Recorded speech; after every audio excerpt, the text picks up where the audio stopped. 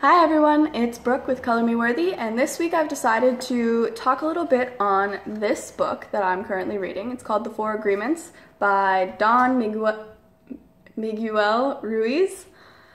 I butchered that name, I bet. But anyway, this is a Toltec wisdom book, so it's from the Toltec people, and I found it super fascinating so far, and it's just kind of a practical guide to 4 different agreements that you can make with yourself.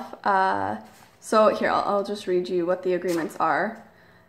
Be impeccable with your word, don't take anything personally, don't make assumptions, and always do your best. And they elaborate like a lot more within each chapter. And I'm a very spiritual person, and this book is very spiritually oriented.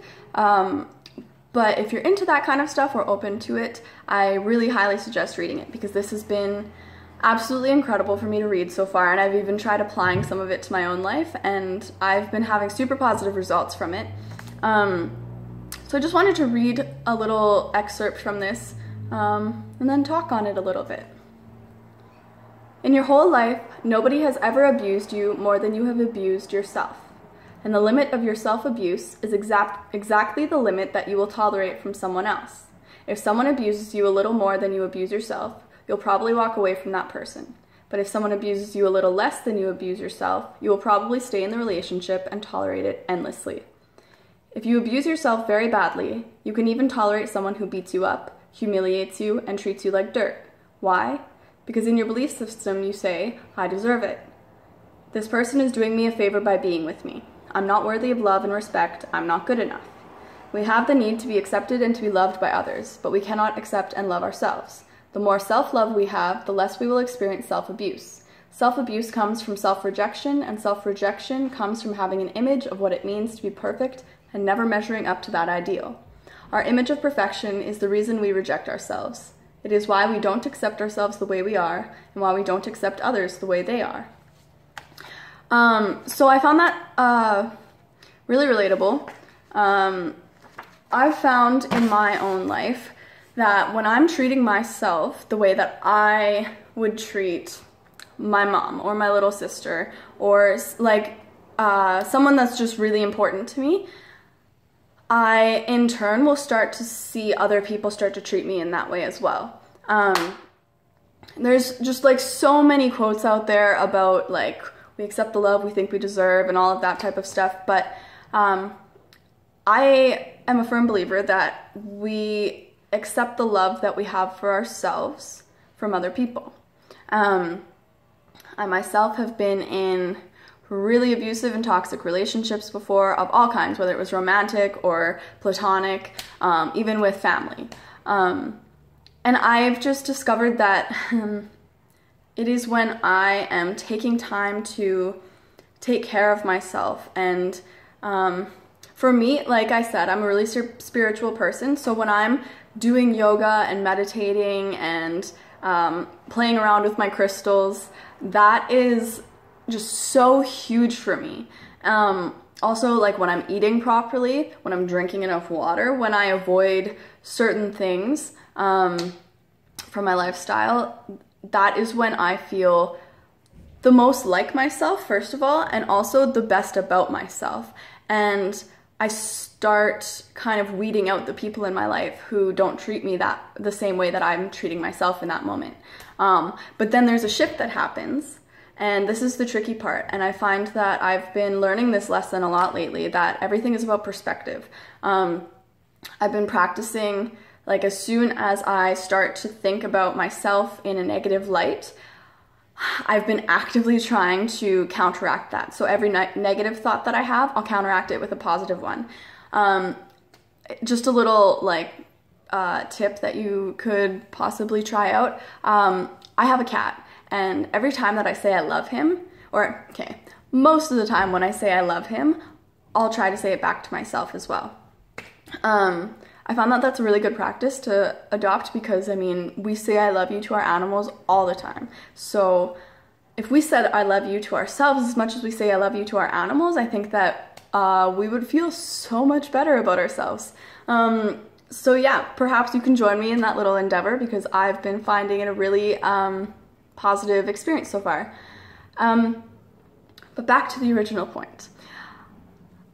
I've learned that, like, throughout all of my years of when I was in active addiction, when I was feeling suicidal or depressed, it was often because I was I was feeling that way because I was being surrounded by people who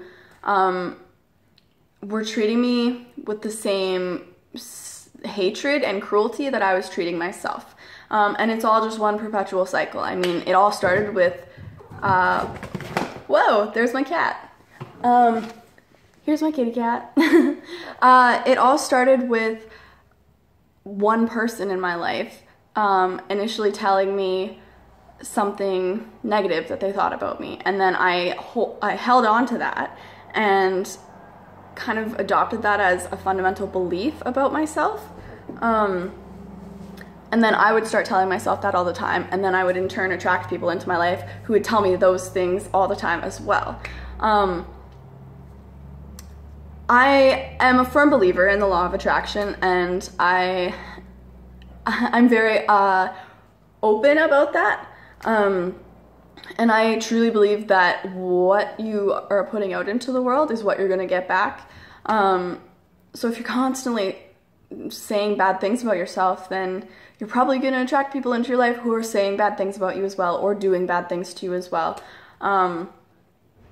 Ever since I started adopting more of intense self-love practice, I've found that I'm being surrounded by people who treat me with so much love that sometimes I don't even know what to do with myself. It's like, wow, all these people actually genuinely care about my well-being. And on the other hand, I mean, that's a really great motivator as well to treat myself well, because I don't know about you guys, but I like to be the best version of myself possible for the people in my life, because I know that when I'm not my best self, it causes this ripple effect on everyone around me. And then I've just noticed that other people around me will start to feel sad or anxious, or they'll start saying bad things about themselves, even if it's just in a joking way. That's one other thing I'm going to touch on. Self-deprecating humor has got to go. It's not funny. And I know that the majority of the time, when we make self-deprecating jokes about ourselves, it's often because there's a piece of us inside that genuinely believes the thing that we're joking about.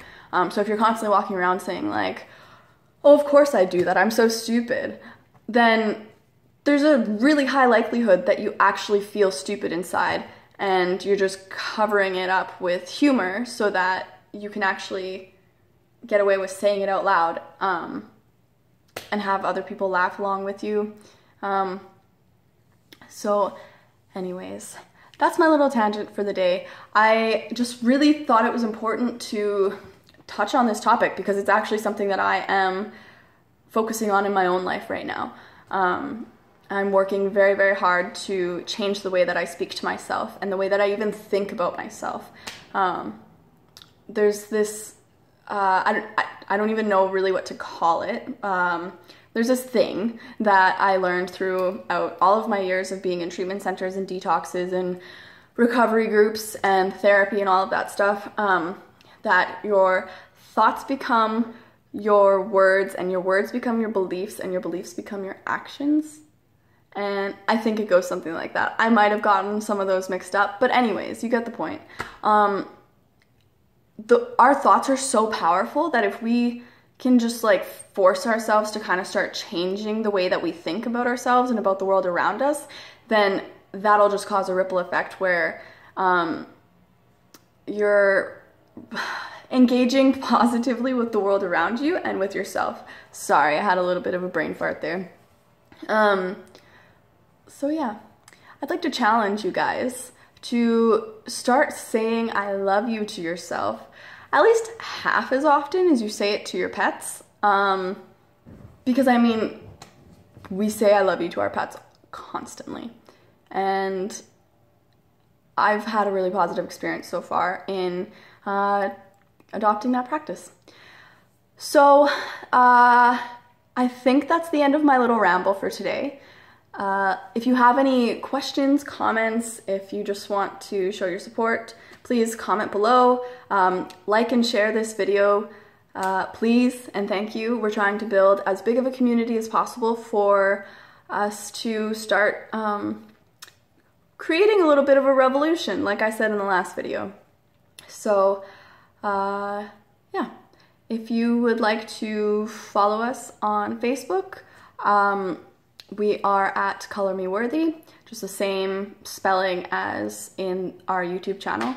And I really hope to hear from some of you guys soon. If you need support or are looking to even just give support to other people, come connect with us. We're going to build a community, like I said, so the more people the merrier, and I really hope that all of you have a wonderful rest of your weekend, and yeah, peace and love. Mwah! Bye.